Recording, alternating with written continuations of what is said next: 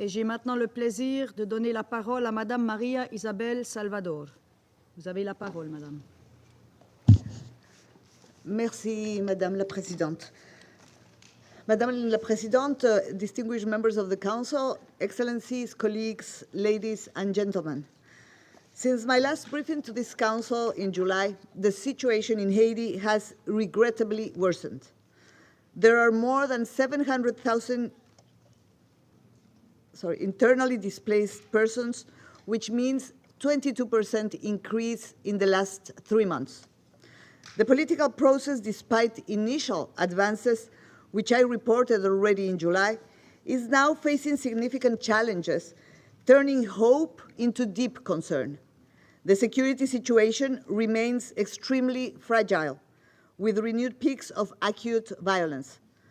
Haitians continue to suffer across the country as criminal gang activities escalate and expand beyond Port-au-Prince, spreading fear and terror, overwhelming the national security apparatus. The humanitarian situation is even more dire today. On 3 October, a horrific and brutal gang attack on the small town of Pont-Sondé in the Artibonite department left 115 civilians dead and dozens injured.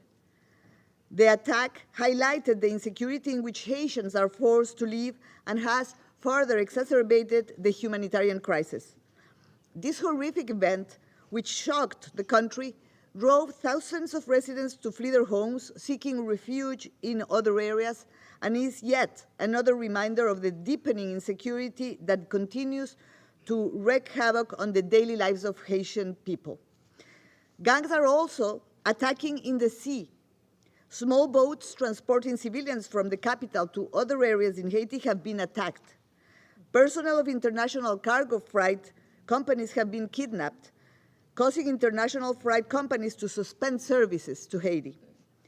Over the last 5 days, this weekend, various areas of Port-au-Prince like Solino, Nazon, Lower Delmas, Cité Militaire, Drouillard, Tabar, Croix-des-Bouquets, Cité Doudoune, and Arcaé in the West Department, as well as Lester in the Artibonite Department, have been consistently attacked by different gang groups of the Vive Ensemble Alliance.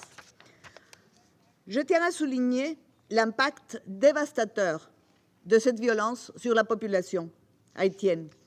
Des femmes, des hommes et surtout des enfants subissent de plein fouet les atrocités commises par les gangs qui se traduisent par des meurtres, des enlèvements et des violences sexuelles d'une brutalité inouïe dans les régions impactées. Les gangs utilisent systématiquement la violence sexuelle comme arme de terreur et de soumission, infligeant des souffrances indicibles aux femmes et aux filles, ainsi qu'à d'autres groupes vulnérables. Le peuple haïtien continue de souffrir dans des conditions de vie terribles, avec un accès de plus en plus limité aux services essentiels, notamment dans les zones où des milliers de personnes ont été déplacées, fuyant cette terreur. Since the first redeployment in June, the Kenyan contingents of the Multinational Security Support Mission have been joined by counterparts from the Bahamas, Belize, and Jamaica. Around 430 personnel are deployed, and their presence is a welcome development. Yet, it is far from enough. The announcement made by President Ruto of Kenya on the deployment in the coming weeks of further contingent to complement the already deployed forces is, of course, very well received. Despite some pledges to the trust fund, the MSS mission remains critically undersourced, which could impact deployment and impede it from carrying out its tasks in support of the Haitian National Police and of the Forces Armées d'Haïti. Madam President, I would like to take this opportunity to express my gratitude to the members of the Council for the renewal of BINUH's mandate in July. This renewed mandate provides the necessary framework for BINUH to continue its critical work in supporting Haiti during this transition period. In response to the Council's request, we have actively developed a comprehensive strategy to support the Haitian-led political process. This strategy incorporates the need for strengthened, inclusive national dialogue, reinforced support for electoral and constitutional reforms, and increased public security through enhanced cooperation with the Haitian National Police and the MSS. I would also like to take this opportunity, of course, to thank you for its decisive support to resolutions regarding Haiti, including on the renewal of the sanctions regime and the MSS mandate.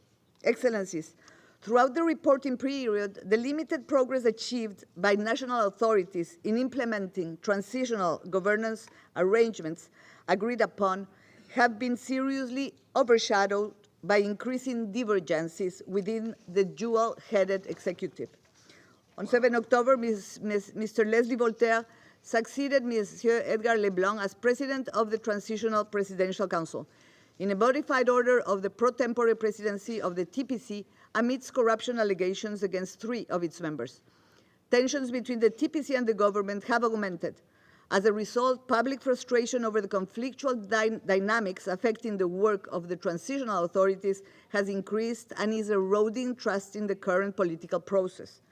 Delivering on its mandate, BINUH is working to strengthen collaboration within the two-headed executive, urging them to set aside differences and focus on addressing insecurity, governance reforms, and electoral preparations. The two-headed executive needs to act in unity and with greater sense of responsibility to address the country's most pressing challenges. Dans ce cadre, les efforts conjoints des autorités de la transition, qu'ils concernent les domaines sécuritaires, politiques ou de la bonne gouvernance, doivent impérativement s'accompagner d'une lutte résolue contre l'impunité et la corruption, ainsi que d'un renforcement de l'état de droit.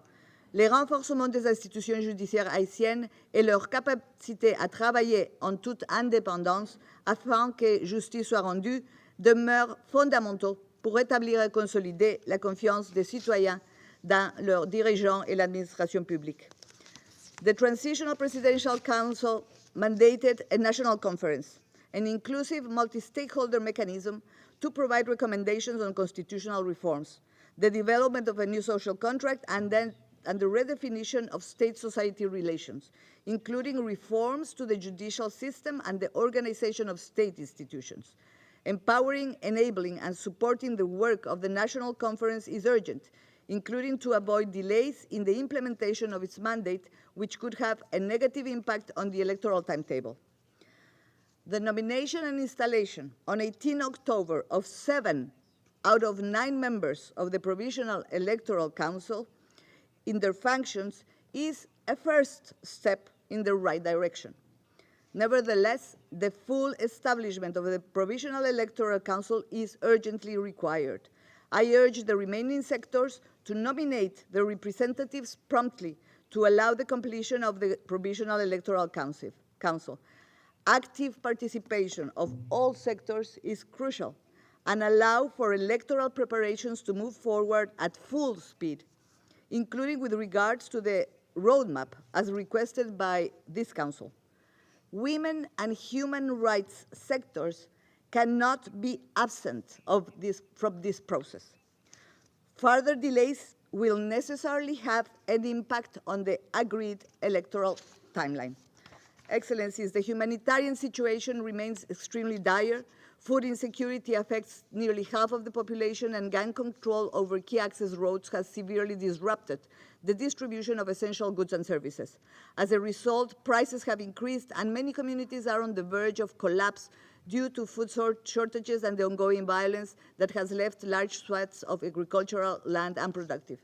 This combination of insecurity and economic instability has led to widespread displacement, which I already mentioned. The International Organization for Migration has reported a significant increase in the number of internationally displaced persons. Additionally, only 20% of health facilities in Port-au-Prince are operational and 40% nationwide. 45% of the population lack access to clean drinking water. Access to education is critically hindered, with 1,000 schools closed due to insecurity. Madame President, distinguished members, Excellencies, colleagues, ladies and gentlemen. The new governance arrangements for the transition, the expected deployment of the MSS, and the prospect of holding elections before the end of 2025 offered a glimmer of hope some months ago. Nevertheless, time is marching on. To guarantee inclusive, credible, and participatory elections, including both a referendum and general elections, a steadfast commitment for all stakeholders to revitalizing the national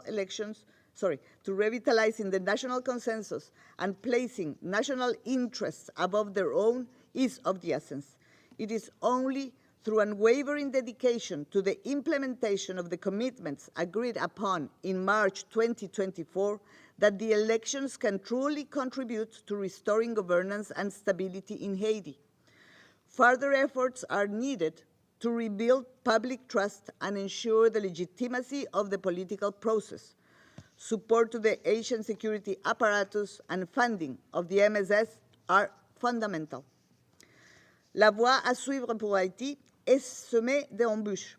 Nous exhortons donc les acteurs politiques à éviter tout risque de déraillement du processus politique et appelons la communauté internationale à maintenir son soutien indéfectible au peuple haïtien dans sa quête de stabilité.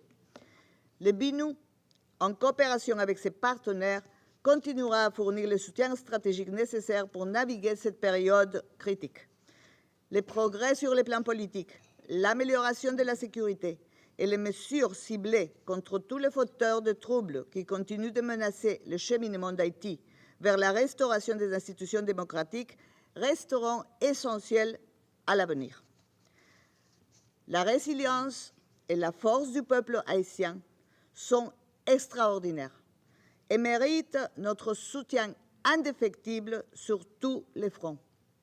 Nous devons rester déterminés à aider Haïti dans son chemin vers la sécurité, la stabilité et la prospérité. Je vous remercie. Je remercie Madame Salvador.